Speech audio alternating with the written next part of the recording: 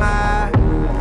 What's a mob to a king? What's a king to a god?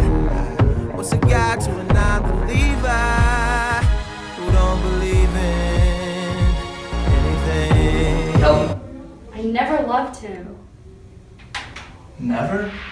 No! Not at Cape Ulani. Not that day I carried you down from the punch bowl to keep your shoes dry. Never? Please don't. Daisy? You want too much. I love you now. Isn't that enough? I can't help what's past. I did love him once, but I love you too. You loved him too? You loved me. Even that is a lie. She didn't even know you were alive. There are things between me and Daisy that we'll never forget.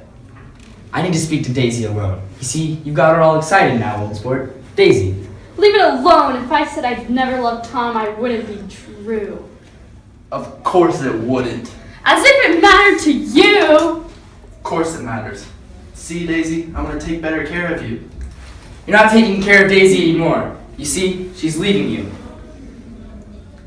Nonsense! I am though! No. She is not leaving me, and certainly not for a common swindler like you. Mr. Gatsby, exactly who are you anyhow? You see, I've made a small investigation into your affairs. You're one of Mayor Wolfshine's bunch. Please, let's go home. See, he and this Wolfshine, they bought up a load of drugstores and sold bootlegged alcohol across the country. What about it, old Don't sport? call me old sport. See, this drugstore business is just small change compared to the bond stunting you two've got going on. Your friend, Walter Chase, isn't too proud to come in on it, now is he? Now, I've been giving that some thought. How does a reputable banker like Walter Chase go up to his eyeballs in debt I'll tell you how. to a little kite like Wolfshine? It's called greed, old sport. That's right. You have half of Wall Street out there swimming you free booze at every fun party every weekend. I'm surprised he hasn't tried to drag you in. My God, he has. He's got nothing With to your little racket. Daisy, can't you see who this guy is? With his house, his parties, and his fancy clothes. He's just a front for Wolfshine. Gangster to get his claws into respectable folk like Walter Chase. The only respectable thing about you, old sport, is your money. Your money. That's it. Now, I got just as much as you do. That means we're equal. No. We're different, you see. I am. She is. We're all different. We're born different. It's in our blood. Nothing you can say or do will change Daisy's heart. Ah! You! Shut up! Shut up!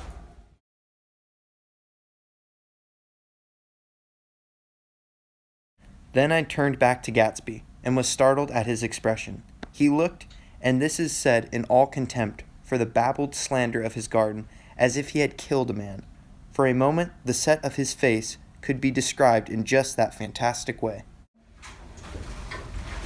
My dearest apologies. I seem to have lost my temper. That's right, Mr. Gatsby. Show us some more of your fine officer's manners.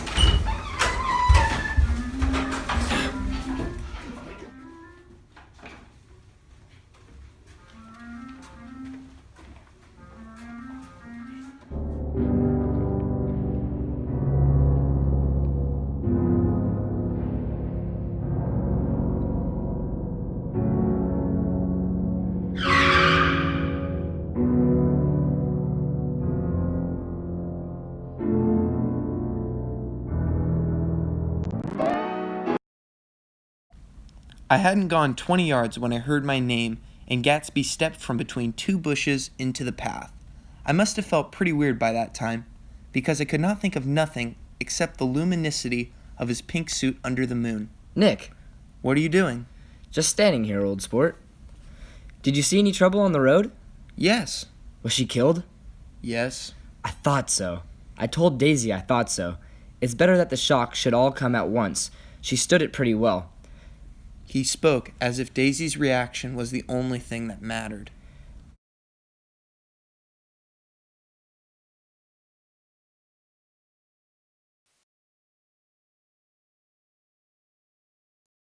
One line from the book The Great Gatsby on page 187 perfectly describes what we are trying to express in our film. It states, "They were careless people, Tom and Daisy. They smashed up things and creatures and then retreated back into their money or their vast carelessness or whatever it was that kept them together and let other people clean up the mess they had made." Not only Tom and Daisy, but almost everyone in the Great Gatsby world pushes people in and out of their lives in order to satisfy their own desires. The theme that the world revolves around them is very prevalent in The Great Gatsby. One scene that we decided to film is when Gatsby gets very angry with the fact that Daisy said that she once loved Tom. Not only that, but the fact that Daisy said that she loved Gatsby as well. Gatsby doesn't want to be loved as well. He wants to be Daisy's one and only. Having these themes in mind, we took some artistic liberties to portray these themes to our viewers. One was that we recreated a blackout when Myrtle died, and as well created a very simplistic feel to denote the finality and the consequences of this. Although, of course, running over a person creates consequences, the people, especially Gatsby and Daisy, seem to totally disregard the fact that there's going to be consequences and that it's actual person's life. Another artistic liberty we took is that in the film we made it black and white to portray the irony that their world is not black and white. It's very complicated and complex. As well, during our fight scene, we took a multitude of different angles to portray the Disneyness and the complexity of this. As well, we had Gatsby step in front of Daisy in order to portray the possessiveness he has over Daisy, and that he does not want to let Tom get close, because he knows if he lets Tom get close, then he could maybe take Daisy physically and emotionally away from him. Another decision was to have Daisy sitting down while Tom and Gatsby are fighting. We chose to do this to portray that the fight was about Daisy, but was no longer really about Daisy, nor mattered what her opinion was.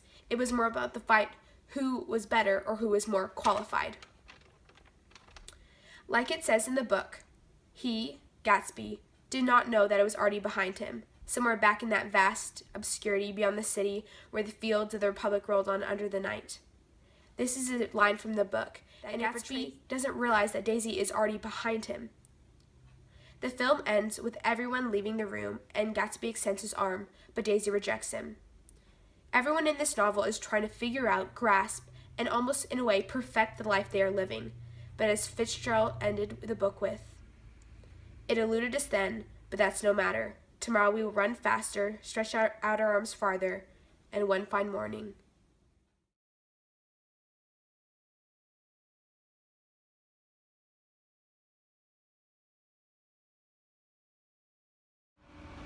You ready? Oh, I didn't know you were like. Please don't.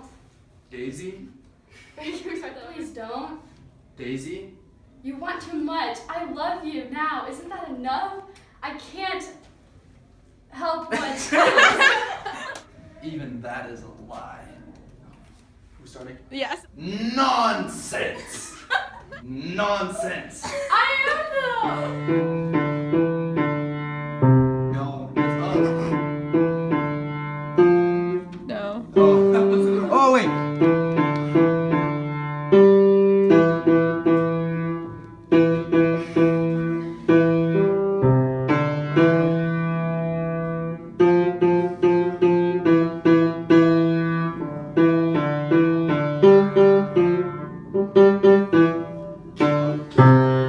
There.